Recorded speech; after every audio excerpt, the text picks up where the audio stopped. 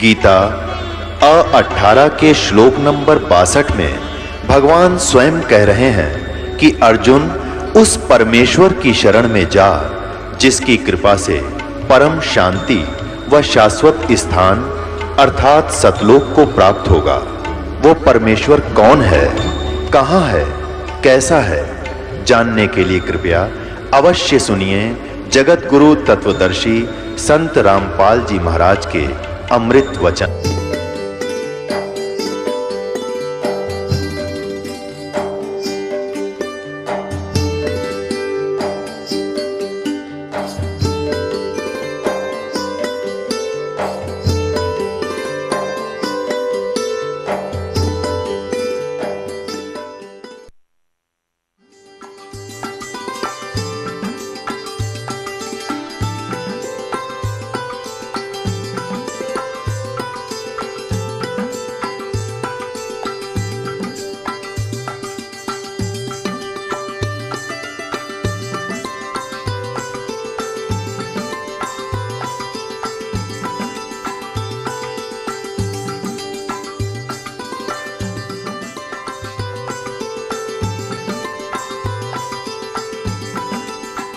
कहा करते निरंजन धन तेरा दरबार, निरंजन धन तेरा दरबार, जहाँ पर तनिक ना न्याय विचार, वैसा ओढ़े मुल मुल खासा गल मोतियों के आर, वैसा ओढ़े मुल मुल खासा गल मोतियों के आर, पति भरता को मिले न खादी वो सूखा नरस आहार, निरंजन धन तेरा दरबार, निरंजन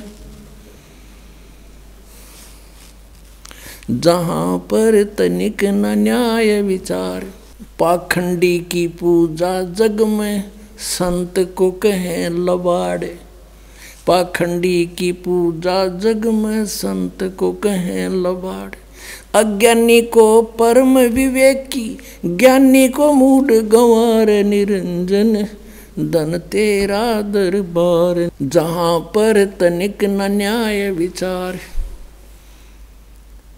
कहे कबीर सुनो भाई साधो यहाँ सब उल्टा व्यवहार, कहे कबीर सुनो भाई साधो यहाँ सब उल्टा व्यवहार, सच्चों को तो ये झूठा बतावें इन झूठों का एतबार, निरंजन धन तेरा दरबार, निरंजन धन तेरा दरबार, जहाँ पर तनिक न न्याय विचार, कहे कबीर सुनो भाई साधो यहाँ सब उल्टा व्यवहार, सच्चों को तो ये झूठा बतावें इन झूठों का एतबार, निरंजन धन तेरा दरबार।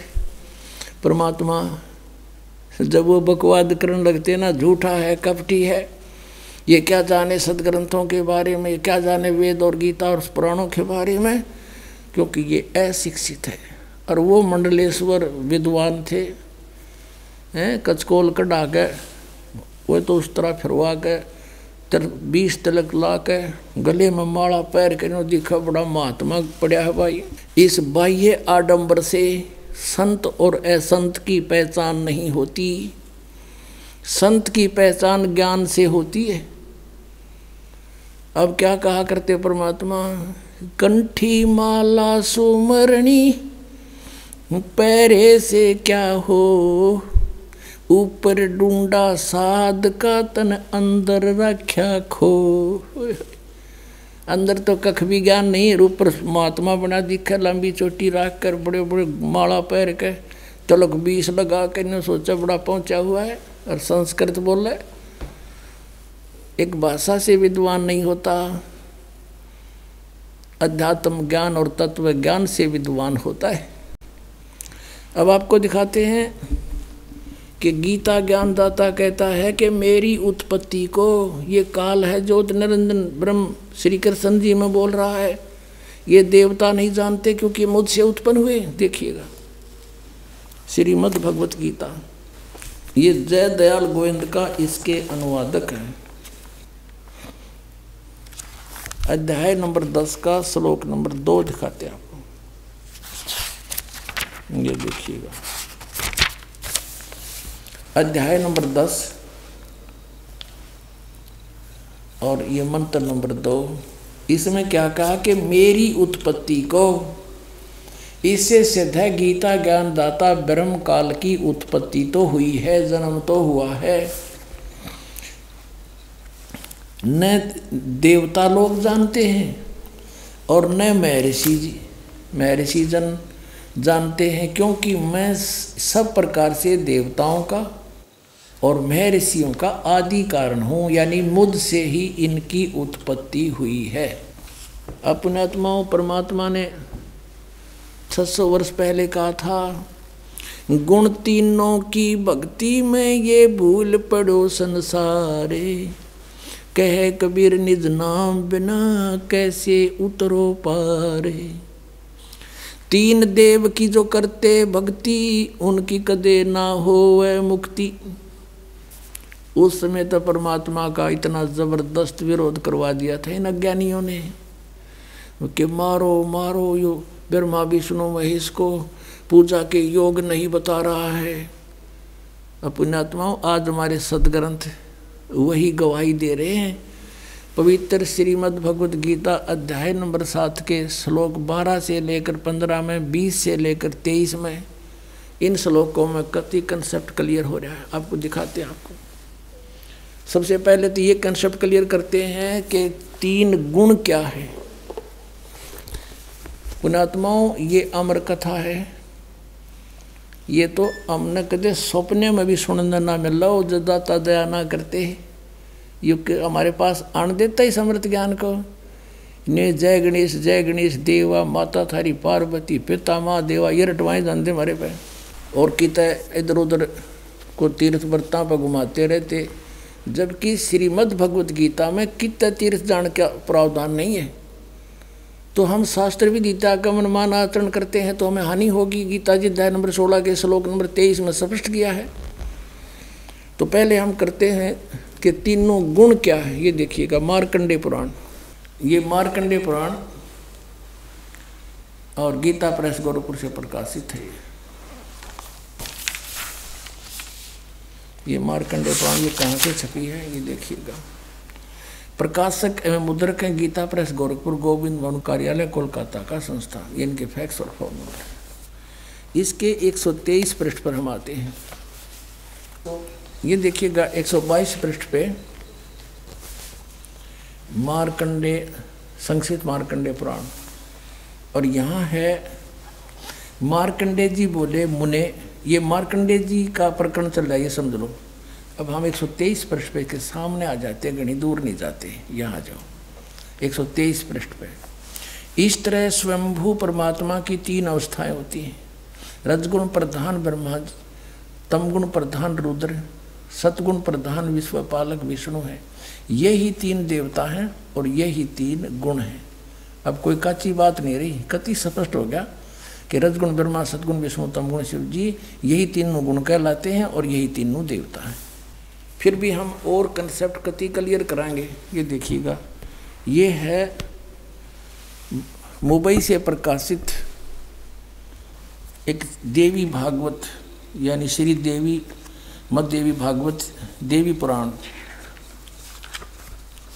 वो गीता प्रेस गोरखपुर से प्रकाशित थी। ये खेमरा श्री कृष्ण दास प्रकाशन मुंबई से। अथ देवी भागवतम यानी शक्ति पुराण भाषा सभाष्टिकम सहमात्यम, खेमरा श्री कृष्ण दास प्रकाशन बम्बई 4। अब यहाँ हम इसके आते हैं तीसरे स्कंद में। ये है अथ श्रीमद देवी भागवते भाषा टीका युक्ते तृतीय स्कंद प्रारंभते। अब हम इसके 11 पृष्ठ पर आपको पढ़कर दिखाएंगे। और अध्याय नंबर 5 तृतीय स्कंद का 5वां अध्याय। और यहाँ देखिएगा 8वां श्लोक है। भगवान शंकर कह रहे हैं अपनी माता दुर्गा को, हे माता, यदि हमारे ऊपर सदा आप दया युक्त हो तो हमको तमोगुण में किस प्रकार प्रदान किया है? ब्रह्मा रजोगुण और हरि सतगुण, यानी विष्णु को सतगुण युक्त किए हैं। किस लिए किए हैं, युक्त क्यों किए हैं? फिर देखो, अब ये तो हमने हिंदी पढ़ा, अब संस्कृत देखो।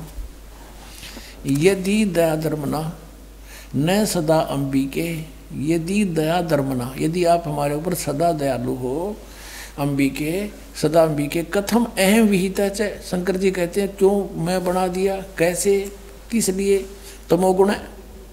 और कमल जय, कमल से उत्पन्न होने वाले ब्रह्मा जी को रजोगुण संभव, और सुविता किमो सतोगुण हरि, और विष्णु जी को सतोगुण क्यों बना दिया? इति सिद्धम के रजगुण ब्रह्मा है, सतगुण विष्णु, तमगुण शिव जी। अपनात्मा परमात्मा ने एक अमृतवाणी कही थी, गुण तीनों की भक्ति में ये भूल पड़ो संसारे, कह कबीर निज नाम बिना ये कैसे उतरे पारे। तीन देव की जो करते भक्ति, उनकी कदे ना होए मुक्ति। इस बात का झगड़ा रहा करता मालिक साची कहा करते, हमारे वो झूठे गुरु भगवान का विरोध किया करते और कराया करते, जिसका खामियाना आज तक हम भोगते रहे। हमारे पूर्वज भूत बढ़ गए। गीता जी में 9वें अध्याय के 25वें श्लोक में कहा, जो भूत पूजेंगे वो भूत बनेंगे। भूत पूजा कौन सी? श्राद्ध निकालना, 13वीं करना, वर्षोद्धि करना, 6माही करना, फिर वहाँ गंगा में गति करवा के आना, पिंड भरवाना, ये सारी भूत पूजाएं थी। और हम इनको बड़े चाव से करते थे कि ना करेंगे तुम्हारे पिताजी के लिए, बताओ अब ना करया क्या? पिताजी को नाम दिवा दो, बेड़ा पार, जरूरत नहीं कुछ भी करने की, पार हो जाएंगे सारे के सारे। अब देखो, श्रीमद् भगवत गीता और इसके जय दयाल गोविंद का अनुवादक है। गीता प्रेस गोरखपुर से ये प्रकाशित है। अंडरस्टूड, ये आपके समक्ष 7वें अध्याय को पढ़ेंगे।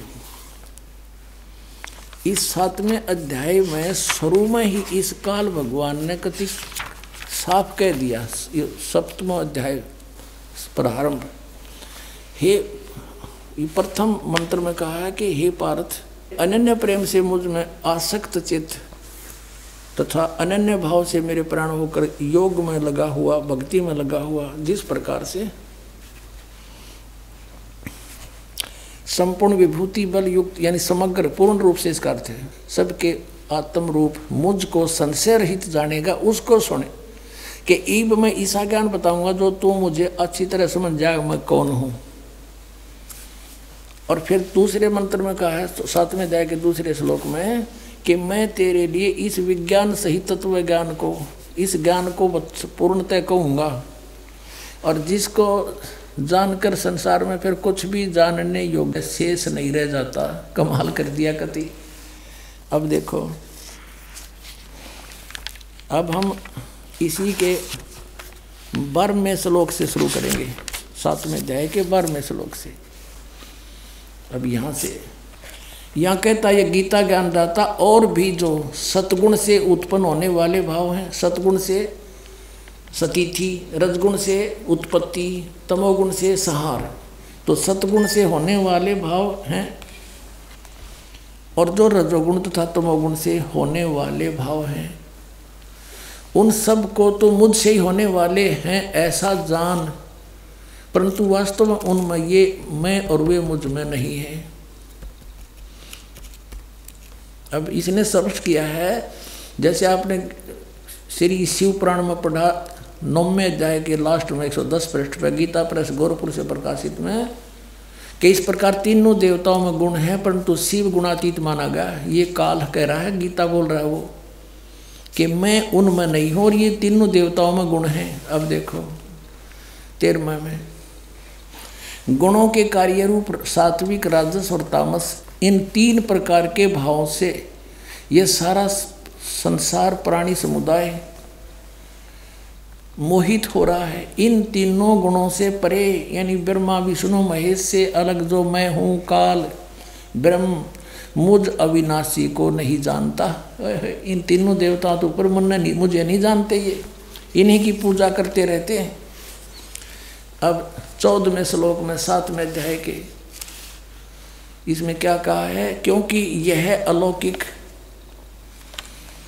अर्थात अति उद्भुत अद्भुत त्रिगुणमयी मेरी माया, रजगुण ब्रह्मा, सतगुण विष्णु, तमगुण शिव जी के द्वारा फैलाया गया जाल बड़ी दुस्तर है। ये माया बड़ी खतरनाक है। और जो पुरुष मुझ को निरंतर भजते हैं, ये ब्रह्म कहता है, जो मेरी भक्ति करते हैं वो माया का उल्लंघन कर जाते हैं, वो ब्रह्मा विष्णु महेश की पूजा नहीं करते, इनसे ऊपर उठ जाते हैं। और 15वें में कंसेप्ट क्लियर कर दिया। माया के द्वारा जिनका ज्ञान हरा जा चुका है, त्रिगुणमयी माया, रजगुण ब्रह्मा, सतगुण विष्णु, तमगुण शिव जी के द्वारा उनकी भक्ति से ऊपर जो कुछ सुनने को तैयार नहीं, कुछ करने को तैयार नहीं, उनका उन्हीं से मिलने वाले लाभ पर आश्रित हो चुके हैं, उनका ज्ञान हरा जा चुका है। असुर स्वभाव को धारण किए हुए मनुष्यों में नीच और दूषित कर्म करने वाले मूढ़ लोग, मूर्ख मुझको नहीं भजते। अपने आत्माओं ये स्पष्ट कर दिया कि अन्य देवता रजगुण ब्रह्मा, सतगुण विष्णु, तमगुण शिव जी की जो भक्ति करते हैं वो राक्षस स्वभाव को धारण किए हुए मनुष्यों में नीच दूषित कर्म करने वाले मूर्ख, गीता ज्ञानदाता कहता है वो मेरी भक्ति भी ना करते, इन्हीं तक सीमित है। और देखो आगे इसमें 16 से लेकर 19 तक फिर इसने अपने विषय में बताया कि मेरी भक्ति 4 प्रकार के करते हैं। फिर 20 से फिर शुरू करता है इन्हीं देवताओं के बारे में। देखिएगा, ये वही गीता प्रेस गोरखपुर से प्रकाशित है 7वां अध्याय। अब हमने 15 तक पढ़ लिए, अब 20 में आ गए। उन भोगों की कामना द्वारा जिनका ज्ञान हरा जा चुका है, जो 15वें श्लोक में गया 7वें अध्याय में, अपने स्वभाव से प्रेरित होकर उस नियम का धारण करके वो अन्य देवताओं को भजते अर्थात पूजते हैं। ब्रह्मा विष्णु महेश ये तीनों गुण अन्य देवताओं में आते हैं।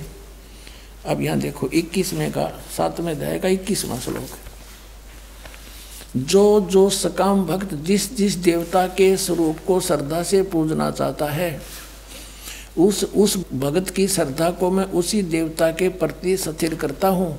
जैसे कोई विष्णु जी को पूछता है तो स्वयं आ जा विष्णु रूप धारण कर उसने तथास्तु कर जाए, का देसी दे जाओ, खिलौने खेल लें जा। फिर अब 22 में देखो, वह साधक वह पुरुष श्रद्धा से युक्त होकर उस देवता को पूजन करता है और उस देवता से मेरे द्वारा ही विधान किए हुए उन इच्छित भोगों को निस्संदेह प्राप्त करता है। कहता है उन जो अन्य देवता हैं ब्रह्मा विष्णु महेश, इनको मैंने एक एक विभाग दे रखा है, वो शक्ति मेरी तय काम कर रहे हैं। इसका अर्थ ये है। अब 23 में 7वें अध्याय के 23 में स्पष्ट कर दिया है, परंतु अब 7वें अध्याय का 23 में स्पष्ट कर दिया है, परंतु उन अल्प बुद्धि वालों का, अल्प बुद्धि माने मूर्खों मंद बुद्धि वालों का वह फल नाशवान है। देवताओं को पूजने वाले देवताओं को प्राप्त होते हैं, और मेरे भक्त मुझको ही प्राप्त होते हैं। इन्होंने ये डंगा डाल दिया, चाहे जैसे ही भजे, चाहे कोई बात हुई। गीता जी कहता है कि एक मेरा तो एक वो मंत्र, उसके अतिरिक्त कुछ भी नथिंग एल्स, ये इन्होंने आ पढ़ा दिया, चाहे जैसे भी भजे, हरे राम हरे कृष्ण करें। इनका उद्देश्य ये है यहाँ डंगा डाण का, मेरे भक्त मुझको ही प्राप्त होते हैं, इतना सा बात है। अपने आत्माओं रजगुण ब्रह्मा, सतगुण विष्णु, तमगुण शिव जी ये अन्य देवताओं में आते हैं, और शास्त्र विधि को त्याग कर जो मनमाना आचरण करते हैं उनको कोई लाभ नहीं होता। 16वें अध्याय के 23वें श्लोक में कहा है। अब यहाँ थोड़ा सा कंसेप्ट और क्लियर करते हैं। अब जैसे 16वें अध्याय के 23वें श्लोक में ये कहा कि शास्त्र विधि को त्याग कर जो मनमाना आचरण करते हैं उनको कुछ भी लाभ नहीं होता, ना उनकी गति हो, ना उनको कोई सुख हो, और ना उनकी कोई सिद्धि प्राप्त हो। यूजलेस, फिर क्या फायदा उस भक्ति का। और देखिएगा इन तीनों देवताओं की भक्ति भी शास्त्र विधि त्याग का मनमाना आचरण है। ये देखिएगा यही गीता प्रेस गोरखपुर से प्रकाशित है। 16वें अध्याय का 23वां श्लोक दिखाते हैं। ये 16वां अध्याय और इसका 23वां श्लोक यहाँ पर है। जो शास्त्र विधि को त्याग कर अपनी इच्छा से मनमाना आचरण करते हैं वह न सिद्धि को प्राप्त होता है, न परम गति को, और न सुख को ही। यूजलेस। अब यहाँ 24वें श्लोक में 16वें अध्याय में कहा है, इससे तेरे लिए कर्तव्य और अकर्तव्य की व्यवस्था में शास्त्र ही प्रमाण है। यानी जो सदग्रंथों में विधि लिखी वही करना, और किसी की दंत कथा से हरे राम कृष्ण कृष्ण राधे राधे ये नहीं करना। ऐसा जानकर शास्त्र विधि से नियत कर्म करने योग्य हैं, और यानी शास्त्र के अंदर जो वर्णन है वही करना। अब देखो अपने आत्माओं 17वें अध्याय में अर्जुन ने पूछा कि भगवान, जो शास्त्र विधि त्याग का जो मनमाना आचरण करते हैं वो कैसे स्वभाव के होते हैं। देखिएगा अब शपथ 10वां अध्याय, अब 16वें अध्याय के 23-24 अंतिम मंत्र हैं। उनमें बता के शास्त्र विधि त्याग का मनमाना जो आचरण करते हैं उनको कुछ भी लाभ नहीं हो। तो अर्जुन ने पूछा, क्योंकि अर्जुन उसको कृष्ण मान रहा है, श्री कृष्ण में बोल रहा था वो ब्रह्म, हे कृष्ण, जो मनुष्य शास्त्र विधि को त्याग करे और श्रद्धा से युक्त देव आदि का पूजन करते हैं। अब जो शास्त्रीय विधि त्याग कभी कुछ जिसकी जो पूजा करते हैं उनकी स्थिति कौन सी है, सात्विक है अथवा राजसी या तामसी। अब यहाँ उत्तर देता है गीता ज्ञानदाता दूसरे श्लोक में 17वें अध्याय के में, मनुष्यों की वह शास्त्रीय संस्कारों से रहित केवल स्वभाव से उत्पन्न श्रद्धा, शास्त्रों से हटकर मनमानी जो श्रद्धा है वह सात्विक, राजसी और तामसी ये 3 प्रकार की होती है। उसको मुझसे सुन। अब ये दास आपको इसमें तो आपका समझ में आओ नहीं, क्योंकि ये तो पढ़ते हैं आपने 5500 वर्ष हो गए, ये समझ में आओ तो फिर बात तय की थी। अब दास बताओगा इसमें क्या है कि शास्त्र विधि त्याग का मनमाना आचरण तो कंडम बता दिया, यूजलेस। फिर भी पूछा कि वो करे हैं, वो होश हैं किसी स्वभाव के जो देवताओं की पूजा करते हैं ना, शास्त्र विधि त्याग कर डोहे तो वो डरे हैं, लेकिन वो अच्छी आत्मा होती है जो देवताओं तक सीमित है और बकवाद नहीं करते। वो अन्य देवताओं की पूजा करते हैं, कोई विष्णु की, कोई शिव की, हैं, इनकी ब्रह्मगते करते नहीं, या कोई और देवी देवी की, जैसे कोई तो कांगड़ा वाले की तो फलाने वाली की।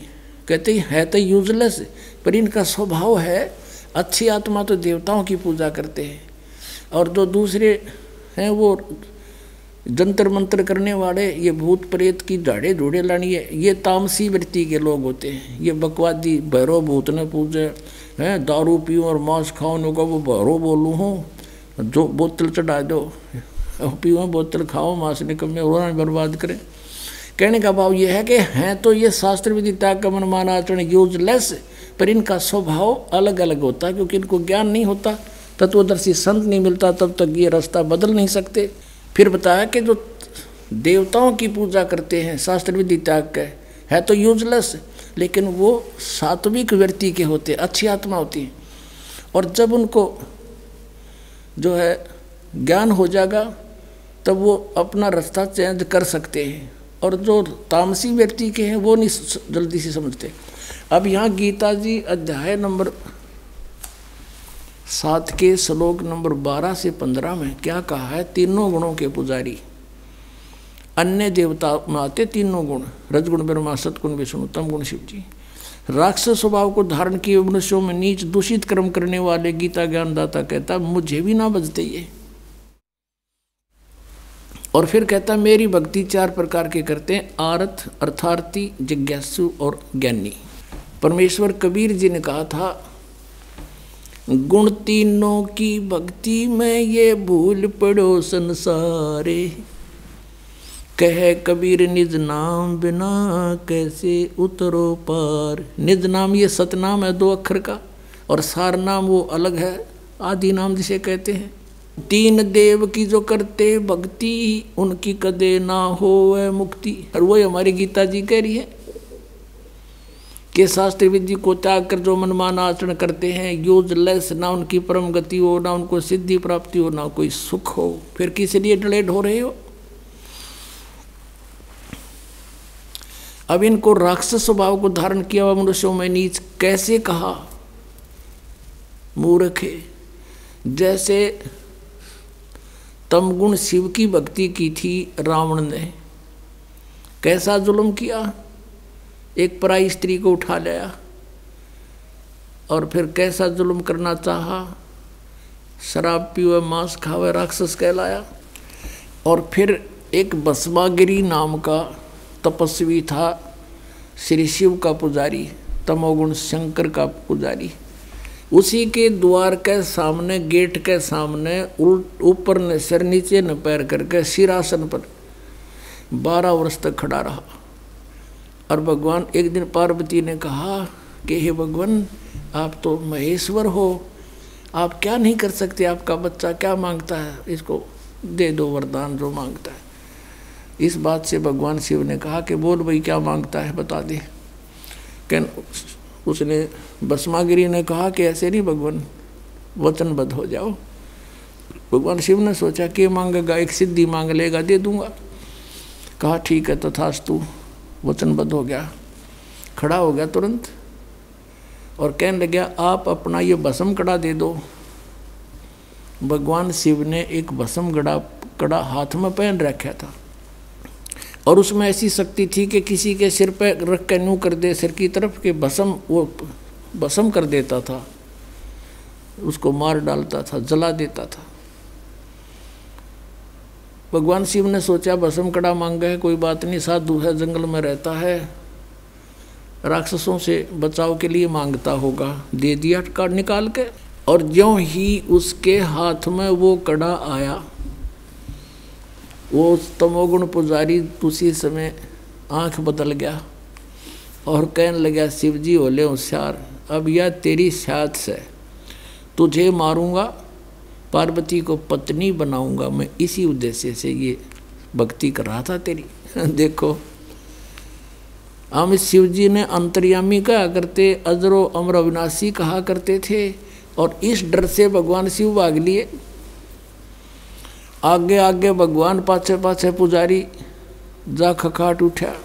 यदि ये अविनाशी होते तो हमारी बुद्धि वहाँ भी काम नहीं करी कदे भाई, कि भगवान बाजे क्यों, तो ये कह दिया करते हमने मूर्ख पुराण खाते तो लीला करे थे, यह टट्टू लीला थी, सांस चढ़ रहे। वाह भाई वाह। अब इनकी रक्षा भी परमात्मा ही करते। वहाँ आगे पार्वती रूप बना के परमेश्वर कहते हैं, करे करावे साइया मन में लहर उठा, दादू सिर दर जीव के वो आप बगल हो जा। तो वहाँ आके उस भस्मागिरी पाछे पाछे भाग्या जाता, वहाँ खड़े हो गए पार्वती रूप में और कहा आ जाओ पुजारी जी, कहाँ जा रहे हो। उसने देखा, कहा पार्वती आली, वो खड़ा हो गया और कहा पार्वती रूप में भगवान ने कि अब वो तेरे निकट थोड़ा ही आ सकता है, आपके पास तो कड़ा है ना। कहा बिल्कुल ठीक है, आओ यहाँ कुछ देर बातें करेंगे। और फिर पार्वती रूप में प्रभु ने कहा कि मुझे डांस करके दिखा दे ताकि मैं प्रसन्न हो तेरे ते। वो कहने लगा मैं तो तपस्वी आदमी, कभी डांस कराया नहीं, कैसे करूँ, अक मैं बताती हूँ। इस हाथ को ऐसे करो, इस टांग को ऐसे करो, इसको ऐसे करो, इसको और ऊपर करो। जिस हाथ में कड़ा था सिर पर करवा लिया उससे कर, फिर कह दिया भस्म, और भस्मागिरी मर गया। अब वो कड़ा लेकर विष्णु रूप धारण करके परमात्मा वहाँ पहुँचे शिव जी के सामने, जहाँ वो भागे जा रहे थे। और भगवान विष्णु जी को देख कर कहने लगा, भागा विष्णु भागा। और क्या हो गया कि भस्म कड़ा ले लिया, भस्मागिरी ने मेरे साथ धोखा करके, वो मारेगा। तो भगवान ने कहा कि ये ले कड़ा तेरा, ये मेरे पास है। अक नहीं नहीं वही है, कहा वही है ये ना दच्ची, अक सचमुच मैंने ऐसे ऐसे पार्वती रूप बना करके वहाँ पहुँचा, उसको सारी समझाई। जब उसका दिल डटा, उसकी राख देख ली, भगवान शिव ने जब उसकी भस्मागिरी की राख देख ली ना जड़े हुए की, जब तसल्ली हुई। अपने आत्मा। उसके बाद वो भस्मागिरी भस्मासुर कहलाया, भस्मा राक्षस। अब तमोगुण के उपासक राक्षस कहलाए। होए दूषित कर्म करने वाले भगवान रूप में पूजे और उसकी पत्नी पर नीच डगारा दुष्ट इंसान। इससे गंदा इंसान कौन होगा पृथ्वी पे? राक्षस स्वभाव को धारण किए मनुष्यों में नीच दूषित कर्म करने वाले मूर्ख, कुछ भी ना सोची दुष्ट ने। और फिर कहते हैं रजोगुण का उपासक था ब्रह्मा जी का कौन? हिरण्यकशिपु। भगत बनकर श्रद्धा से खूब तपस्या करी, वर मांग लिए, सुबह मरू ना शाम मरू, रात मरू ना दिन मरू, फलान मरू ना धकड़ मरू। कह दिया तथास्तु। फिर उसने सोची हल्दी की गांठ मिल गई, तू पंसारी हो गया, भगवान बन गया। सब ने नो कहा मेरा नाम लो, विष्णु का नाम मत ले लियो, अपना नाम जपावर नक्षपू करो। अरे मूर्ख। अब भगवान ने उसके घर में भेज दिया खम्ब प्रहलाद, और वो नो कहा नहीं पिताजी, हिरण्यकशिपु भी कोई मंत्र होता है, भगवान के नाम से लाभ होगा। पिता पुत्र का झगड़ा हो गया इससे बात पे। और ऐसे जुल्म किए उस पुण्यात्मा के साथ, उस राक्षस स्वभाव को धारण किए हुए मनुष्यों में नीच दूषित कर्म करने वाले मूर्ख हिरण्यकशिपु ने, ब्रह्मा रजगुण के उपासक ने।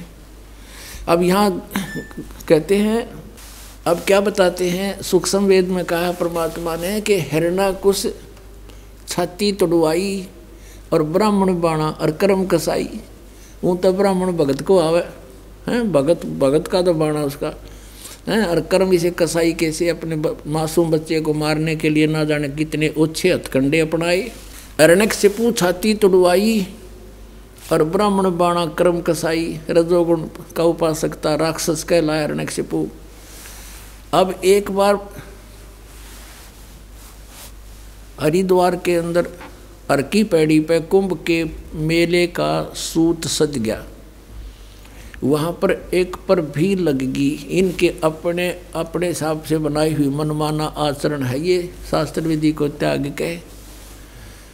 और उसमें क्या करते हैं, जब जहाँ किसी पर कुंभ के मेले की पर भी लगती है, ये सभी स्नान करने जाते हैं और ये मानते हैं ये खुद कि वहाँ नहाने से बेड़ा पार हो जाएगा।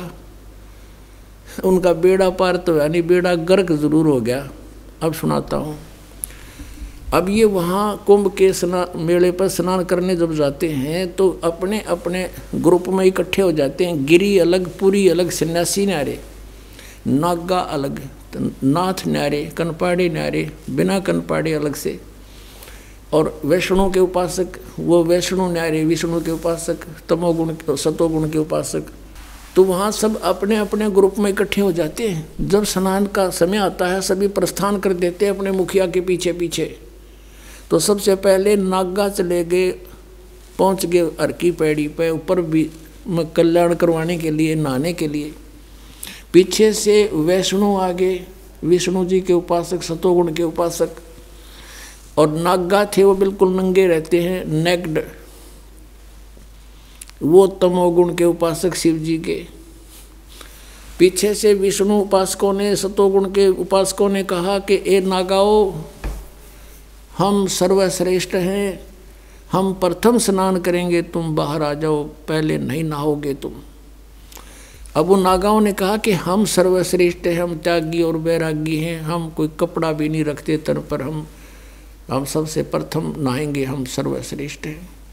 वैष्णु साधु कहने लगे, शरण फड़ो, तुम टट्टी के हाथ भी ना धोते, पशु की तरह नंगे फिरो, तुम काहे के श्रेष्ठ हो, बाहर मरो, हम नहाएंगे पहले। अब वहाँ बैठ गए तीनों गुण। अब उसी समय इनका जूत बाज गया, नाना भी भूल गए, भगवान भी भूल गए, हर की पैड़ी भी याद ना रही इनकर, पर भी भूल गए। 25,000 ये त्रिगुण उपासक, इन तीनों भगवानों के उपासक वह कटका मर गए, कत्लेआम कर दिया, गंगा का पानी लाल कर दिया, लाश बहती जाओ उनमें, और तेरा गजब हुई। इसके बारे में परमात्मा ने कहा है कि तीर तुपक तलवार कटारी ये जम दड़ जोर बधावे हैं, हर पैड़ी हर हेत ना जाना, और वहाँ जा तेग चलावे हैं, काटे शीस नहीं दल करुणा, ये जग में साध को आवे हैं, और जो जन इनके दर्शन को जावे उनको भी नरक पठावे हैं। हे भगवान, पुण्यात्माओं, हम कति अंधे कर रखे थे इस काल ने। हम इन महात्मा मान्या करते इसे जुल्म करनिया ने। अब कहते काटे शीश नहीं दिल करुणा, इतनी भी दया नहीं, और कत्लेआम कर डाला, छोरी गपो दे हैं, तलवार ते काट गिरे, बड़कियाँ खा ली एक दूसरे ने। ये है और तीनों गुणों के उपासक राक्षस स्वभाव को धारण किए मनुष्यों में नीच दूषित कर्म करने वाले मूर्ख। ये पुण्यात्माओं दास नहीं कह रहा, ये इनका इतिहास कह रहा है। श्रीमद् भगवत गीता बता रही है। और 600 वर्ष पहले परमात्मा बता रहे थे, परमेश्वर कबीर साहब, गुण तीनों की भक्ति में ये भूल पड़ो संसार, कह कबीर निज नाम बिना ये कैसे उतरे पार। तीन देव की जो करते भक्ति, उनकी कदे ना होवे मुक्ति। बोलो सतगुरुदेव। भजन करो उस रब का जो दाता है कुल सब का, भजन करो उस रब का जो दाता है कुल सब का। वो कौन है? वो कबीर देव है। बोलो सतगुरुदेव।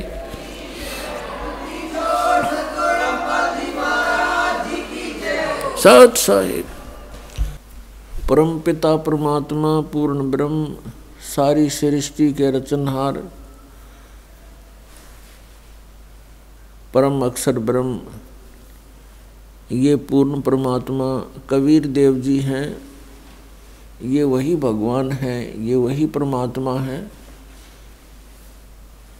जो बनारस में दानक के रूप में, काशी में जुलाहे के रूप में एक भूमिका करके सह शरीर आए थे और सह शरीर चले गए थे। ये हम सभी आत्माओं के पिता हैं, ये हमारे जनक हैं, ये हमारे हमदर्द हैं। पुण्यात्माओं, आप बहुत गलत जगह रह रहे हो। बहुत भयंकर स्थान है ये उस सतलोक को देखते हुए ऐसा है जैसे काला पानी होया करे, क्योंकि आप जी को उस सतलोक देखा नहीं है, आप जी को उसका ज्ञान नहीं है, इसलिए हम इसी नरक को सुख मान रहे हैं। 21 ब्रह्मांड ये घोर नरक है। विषय वासनाओं में जीव दिन रात बेचैन रहता है। यहाँ से अब छूटने का सु अवसर, गोल्डन चांस आ गया। अब इसका लाभ उठाओ। ये समय बार बार नहीं मिलता। असंख्य युगों के बाद, असंख्य जन्मों के बाद आप जी को ये सु अवसर प्राप्त हुआ है कि इस समय मनुष्य जन्म और ये भक्ति का, ये मोक्ष का युग आ गया, मोक्ष काल आ गया। अब इसमें जो भी मर्यादा में रहता हुआ सत भक्ति ये करता रहेगा आजीवन, उस प्राणी के मोक्ष को कोई संदेह नहीं है। ये सत्कर मान लेना। हमें भक्ति के मार्ग का ज्ञान नहीं था, जिस कारण से ये साधक मनमाना आचरण करते रहे।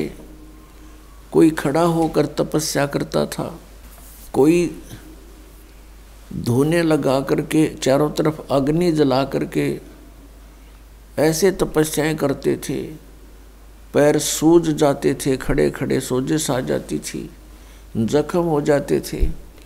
या कोई हठ योग किया करता था, घर त्याग कर चला जाता था। तो आम व्यक्ति ये सोचा करता भी भक्ति ऐसे होती है और हमारे बस से बाहर है, हम नहीं कर सकते। फिर भी हम, क्योंकि आत्मा को मालूम है, कुछ आभास है इसको कि परमात्मा की भक्ति बिना जीव सुखी हो नहीं सकता, तो हमें फिर जो ज्ञान सोचा हम भी भक्ति कुछ तो करें, तो हमारे को ये नालायक संत मिल गए, गुरु मिल गए, अज्ञानी, जिन्होंने हमें ये पत्थर पानी पूजन पर लगा दिया। तो पुण्यात्माओं, अब वो समय आ गया। परमात्मा पाने के लिए मनुष्य शरीर हो, इसमें कोई जाति और मजहब का कोई रोल नहीं है। यहाँ ऊंच नीच नहीं भगवान के दरबार में। परमात्मा के लिए आत्मा का सौदा करना है भगवान ने। वो किसी धर्म में, किसी मजहब में, और किसी निकम्मी आत्मा हो चुकी हो अज्ञानता से, चाहे कोई कसाई है, डाकू है, चोर है, शराबी है, या और कोई व्यसन करता है, दुराचारी है, परमात्मा सबको सुधारते हैं। कितना मैला कपड़ा हो, धोबी का काम है उसको निर्मल करना।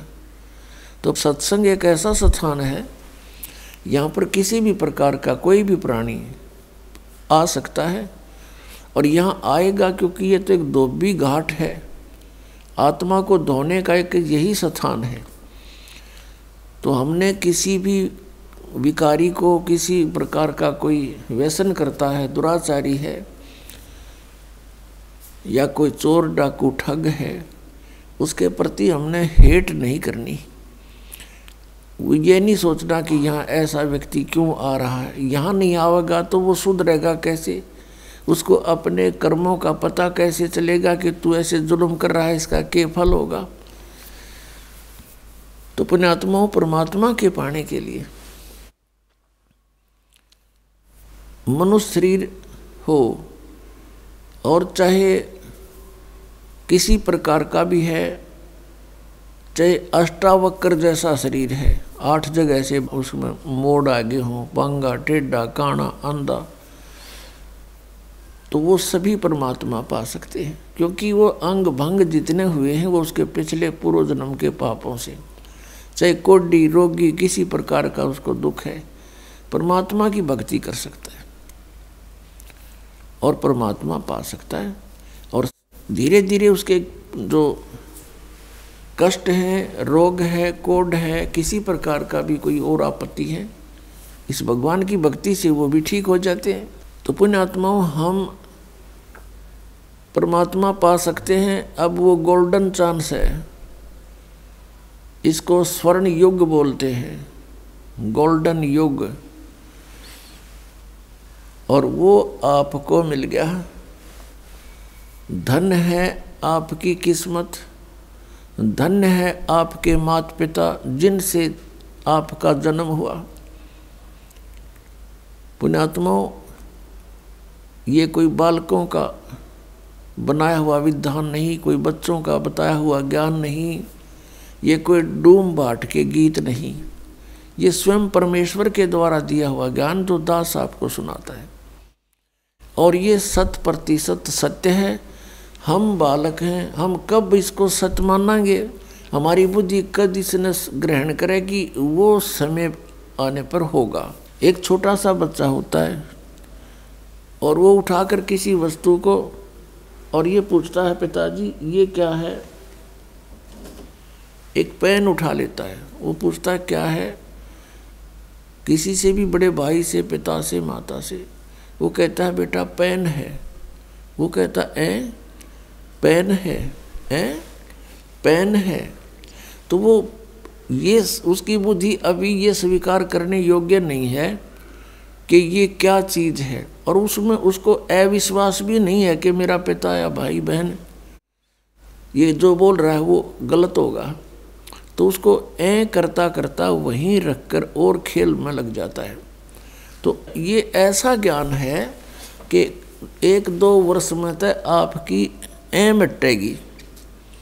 ये दास बतावेगा और आप सुनोगे, क्योंकि आप शिष्य होगे, हमारे बच्चे होगे, और बच्चे अपने माता पिता के वचनों पर अविश्वास नहीं करता, लेकिन वो बुद्धि उसकी ग्रहण नहीं कर रही अभी वो है कि। और जब वो बच्चा बुद्धिमान हो जाता है, बड़ा हो जाता है, उसका माइंड सब ज्ञान ग्रहण करने योग्य हो जाता है, फिर वो अपने आप समझ जाता है। उसको कहते हैं बेटा पेन लाना, बेटी पेन लाना, दौड़ा जाता है, पेन ले आता है वो उठा के। तो ऐसे ही कुछ समय में आपकी यह मिटेगी, क्योंकि आप जी ने वो अज्ञान सुन रखा है जो शास्त्र विरुद्ध था। अब ये शास्त्र अनुकूल ज्ञान प्रारंभ हुआ है। तो पुण्यात्माओं, इसका लाभ उठाओ। और आपका परम कर्तव्य बनता है, आपके संपर्क में कोई भाई है, बहन है, कोई रिलेटिव है, आपका मित्र है, सखी सहेली है, उन सब से कोशिश करो इस ज्ञान को समझाने की, और किसी के साथ जोर जबरदस्ती नहीं करनी चाहिए। प्यार से 1 बार 2 बार 3 बार, जब वो उखड़दाहा दिखे जब चुप हो जा, चंगरता दिखे जब चुप हो जा, फिर किसी दिन जाकर धीरे धीरे प्यार से समझाओ। क्योंकि आप ये समझना कि हम भी इसी स्थिति में थे। इस ज्ञान को प्रथम बार जब सुनते हैं एकदम हमें उलट पुलट सा लगता है और कति स्वीकार करने जी नहीं करता।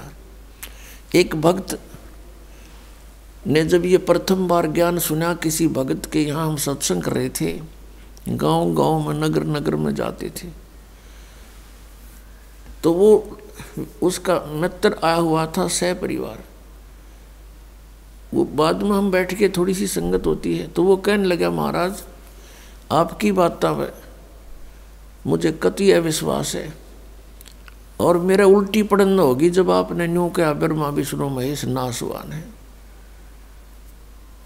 और फिर वही भगत है अब औरों को बताता फिरता है कि वे सचमुच अज्ञान अंधेरे में भटक रहे थे। कहते हैं आत्म प्राण उद्धार ही ऐसा धर्म नहीं, और इससे बड़ा कोई पुण्य नहीं कि आत्मा का उद्धार करवा दे। एक मंत्री है, मुख्यमंत्री है, या कोई सेठ धनी व्यक्ति है, वो अपने मित्र को, रिलेटिव को क्या दे सकता है? 10-20 हज़ार रुपये दे देगा, कोई एक नौकरी लगवा देगा, या कोई ऐसा कोई कॉन्ट्रैक्ट दिवा देगा जिससे पेटे तक का काम होगा उसका, इस जन्म के एक रोजगार तक सीमित है। और इस मार्ग से अब इस जीवन में तो उसने थोड़ा बहुत राहत मिल गई, और मिले भी वह उसकी किस्मत पूर्व निर्धारित, उसी से कारण वो किसी मंत्री से, मुख्यमंत्री से, धनी से संबंधित होगा, वैसे नहीं हो सकता। वो भी किसी समय इसी प्रक्रिया से बने हुए संस्कार हैं उसके। तो अगले जन्म में वो गधा बन गया, सूअर बन गया, बता कौन फैसिलिटी देगा उसने? तो ये जो मंत्र है, ये जो भक्ति विधि है, इससे उस प्राणी के आगे ये जन्म मृत्यु का रोग कटेगा। और यदि किसी कारण से पैर भी फिसल गया, ना पार हुआ, तो रोजी रोटी तो उसके आगे रखी पाएगी। तो इससे बड़ा जो उपकार कोई नहीं कि उसको इस नाम से जुड़वा दे, परमात्मा कबीर जी की शरण में उसको ले आवे। परमात्मा ने कहा कि 1 करोड़ गौओं को हत्थे में कटने से बचाने का जो पुण्य होता है, एक आत्मा को कबीर परमेश्वर की शरण में लाने से इतना पुण्य उस लाने वाले का कमीशन है। ये सोच ले, सत्कर मान लेना। क्योंकि ना जाने उस जीवात्मा के कितने ऐसे बूढ़े जन्म होने थे कि तो बकरा बनकर गला कट्टा हो, कि तो गऊ बनकर, कि तो भैंसा बनकर, मुर्गा बनकर, बकरा बनकर, और परेशानियां ना जाने कितनी होनी थी। तो इतना पुण्य है। और इसी कार्य को करने के लिए परमात्मा स्वयं सतलोक से चल कर आते हैं। और आज वही काम हम भी करेंगे तो भगवान कितना प्रसन्न होगा, हम सोच भी नहीं सकते हैं। क्योंकि ये लोक रहन का नहीं है, या तो हमारे साथ सारा काम बलपूर्वक कराया जा रहा है, हमें मजबूर करके विवश कर रखा है। ऐसा शरीर दे दिया, इसी शरीर में, इसी शरीर की रक्षा में और इसी के पालन पोषण में सारा जीवन जाता है। और ये रहता भी नहीं, कभी बीमारी से, एक एक्सीडेंट से, ये कभी ना कभी अंत भी इसका तुरंत हो जाता है। ये कोई जीवन है यहाँ पर हमें कोई विकल्प नहीं पता था। और कोई बताता था कि स्वर्ग में बड़े ठाठ हैं, क्योंकि हमने स्वर्ग से आगे कोई बात सुनी नहीं थी, स्वर्ग से आगे का कोई ज्ञान नहीं था। चाहे कोई बेसिक बात बनावा था, ब्रह्म की साधना कर रहे हैं, ब्रह्म की साधना करते हैं, भगवान की साधना करते हैं, तो उनको भी यही था कि ब्रह्म लोक में चले जाते और वहाँ के गए हुए प्राणी फिर वापस आते। अब परमात्मा ने वो स्थान बता दिया जो हमारे सदग्रंथ भी प्रमाणित करते हैं। गीता जी अध्याय नंबर 4 के श्लोक नंबर 5 और 9 में, गीता अध्याय नंबर 2 के श्लोक 12 में, और गीता अध्याय नंबर 10 के श्लोक नंबर 2 में गीता ज्ञानदाता कहता है, अर्जुन तेरे और मेरे बहुत जन्म हो लिए, तू नहीं जानता, मैं जानता हूँ। तो ये ब्रह्म है गीता बोलने वाला, श्री कृष्ण जी में बोल रहा है। ये 8वें अध्याय के 13वें श्लोक में कहता है गीता जी में कि ओम इति एकाक्षरम ब्रह्म व्यवहारन मामनुसमरन ये परियाति तजम देहम स याति परमाम गतिम। मुझ ब्रह्म का एक ओम मंत्र है, नथिंग एल्स। और इसका अंतिम श्वास तक जो उच्चारण करके सिमरण करता हुआ जाता है वो परम गति को प्राप्त होता है। कौन सी परम गति? जो ओम के जाप से जो राहत मिलनी है वो ब्रह्मलोक में लगा। 8वें अध्याय के 16वें श्लोक में लिखा कि ब्रह्मलोक पर्यंत भी ये सभी गए हुए प्राणी पुनरावर्ती में है, पुनरावर्ती या वहाँ गए हुए भी वापस आते हैं। श्रीमद् भगवद गीता अध्याय नंबर 15 के श्लोक नंबर 1 से 4 में कहा कि उल्टा लटका हुआ संसार रूपी वृक्ष है, ऊपर को जड़ नीचे को तीनों गुण रूपी शाखा है। ऊपर को जड़ उसने नहीं बताया कौन है, तीनों गुण लिख दिया। उसके लिए ऑप्शन छोड़ रखा है 4थे अध्याय के 34वें श्लोक में, कि 4थे अध्याय के 32वें श्लोक में कहा है कि सच्चिदानंद घन ब्रह्म के मुख से बहुत ही विस्तार के साथ एक तत्व ज्ञान कहा गया है।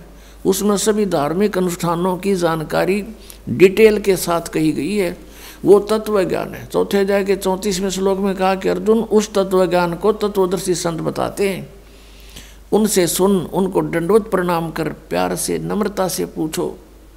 अब 15वें अध्याय के प्रथम मंत्र में उसकी पहचान बताई है कि जो उल्टे लटके हुए संसार रूपी वृक्ष को सभी विभागों से सब छंद उसके अलग अलग बता देगा, उसके विभाग बता देगा। स वेदवित वो तत्वदर्शी संत है, वह वेद के तात्पर्य को जानने वाला है। उसके पश्चात 15वें अध्याय के 4थे श्लोक में कहा है कि उसके पश्चात परमेश्वर के उस परम पद की खोज करनी चाहिए जहाँ जाने के बाद साधक फिर कभी लौटकर संसार में नहीं आता। और जिस परमेश्वर से संसार रूपी वृक्ष की प्रवृत्ति विस्तार को प्राप्त हुई है, अर्थात जिसने संसार रूपी वृक्ष को रचा है, सब ब्रह्मांडों की जिसने रचना की है, और केवल उसी की भक्ति करो, अन्य की नहीं, गीता ज्ञानदाता फाइनल करता है। 18वें अध्याय के 62वें श्लोक में कहा कि अर्जुन तू सर्वभाव से उस परमेश्वर की शरण में जा, उस परमेश्वर की कृपा से ही तू परम शांति को ओए होए और सनातन परम धाम को प्राप्त होगा। अब परम शांति पुण्यात्मा परमात्मा के उस सतलोक में ही है, वहाँ जरा और मरण नहीं है, वृद्ध अवस्था और मृत्यु वहाँ नहीं है। और यहाँ दोनों हमारी सबसे खतरनाक है, ये दोनों हमारे ऊपर अवश्य आएंगी। यहाँ बुढ़ापा भी कंपलसरी और मौत भी कंपलसरी, और दोनों तो हम डरा और दोनों होंगे, और डर भी साचा। बता कितना बढ़िया दिल लग रहा है यहाँ पर, वहाँ ठाठते 1 मिनट में मृत्यु हो जाए, बताइए के ठाठ होया फिर। तो पुण्यात्मा अभी तक हमारे हृदय में किसी ने यू ज्ञान भरा नहीं था।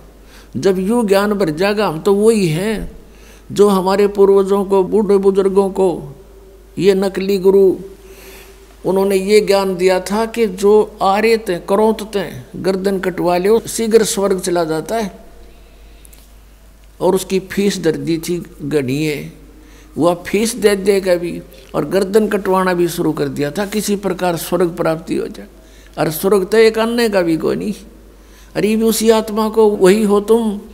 आज ये पता लग गया कि सतलोक है, वहाँ ऐसा सुख है, ये तरीका उसका जाने का कति आसान, गला कटवाना नहीं और कोई बोझ उठाना नहीं, कोई खड़ा होकर तप करना नहीं, नाम उठत नाम बैठत नाम सोत जागवे, नाम खाते नाम पीते नाम सेती लागवे। ये था एक सिंपल सा वे। अरे नानाडियों ने इसको इतना कठिन करा दिया था, आम आदमी का भी रुचि ना बना किसी कठिन, ऐसे भगवान मिले तो हमने जरूरत नहीं। खड़ा होकर ऊपर न पैर करके घर छोड़कर चला जाना, किधर नंगा फिरना, घास फूस खा कर टाइम पास करना, तो अब आपको जब यूँ ज्ञान हो गया कि सतलोक में है, ये कोई किसी आम व्यक्ति का बताया ज्ञान नहीं, वेद बताते हैं कि वो परमात्मा ऊपर रहता है सतलोक में, उसके भी तीसरे पार्ट में, सबसे टॉप वाले में, और वहाँ से चल कर आता है। और यथार्थ ज्ञान वो ही बताता, अपने द्वारा रची हुई सृष्टि का ठीक ठीक ज्ञान वही देता है, वेद बताते हैं। और वो परमात्मा है कौन? वो कबीर साहब हैं जो जुल्हा रूप में लीला कर रहे थे बनारस में। अब जो लीला परमात्मा ने प्रत्येक युग में की है, और पिछले युगों का हमने इतना ध्यान नहीं, अभी इस युग की, कलयुग की तो सारी उसके अभी तक यादगारें भी उपलब्ध हैं जहाँ परमात्मा ने लीला की है, और उनके इतिहास, उनकी जीवनी लीला हमारे पास है। उसमें यूँ का यूँ लिखा, और वही वेद बताते हैं जिन वेदों को हम सर्वश्रेष्ठ शास्त्र मानते थे, आज वो भी उसी परमात्मा का समर्थन करते हैं कि वो कबीर देव है, और वो ऐसी लीला करता है, ऐसी लीला केवल वेदों में वर्णित लीला कबीर साहब ने की और किसी ने की नहीं। तो who is God? Kabir is God.